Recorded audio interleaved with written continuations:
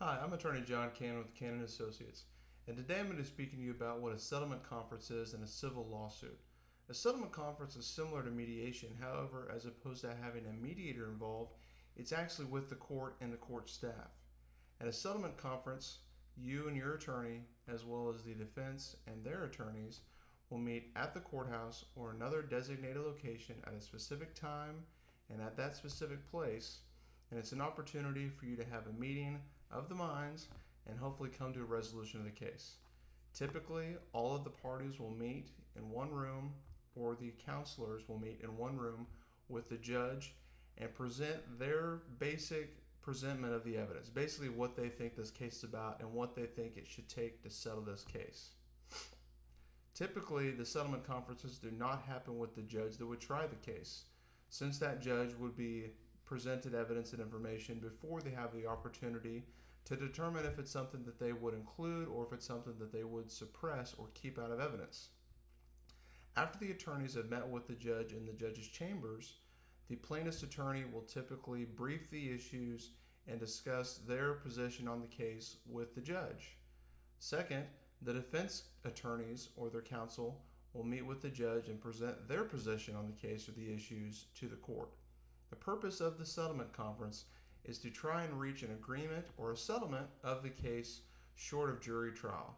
Oftentimes at settlement conferences, the case will progress past the initial filing through a large amount or all of discovery has been completed.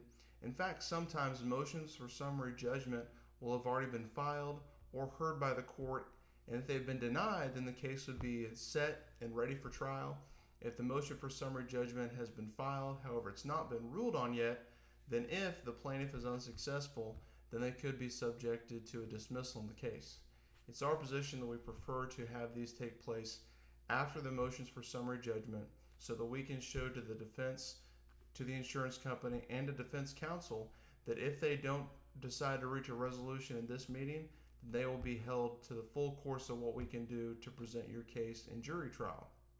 Next, the defense will present their overview or their questions or whatever issues they think that should be considered by the other party or by the plaintiff.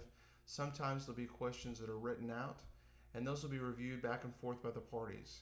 If the parties are able to reach a resolution of the case with the assistance of the court or the court staff, then an informal settlement agreement will be drafted, and typically in the following days, if not the following week, the party that has brought the lawsuit will draft a full disclosure and release of all claims against the defendant in exchange for a settlement of money damages in the case.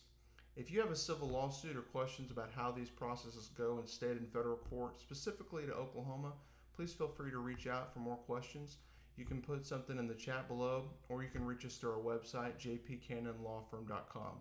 I hope this has been helpful, and if you'd like more information about this issue and other legal questions, please feel free to subscribe on this page. I'm John Cannon, your fierce advocate. Thank you.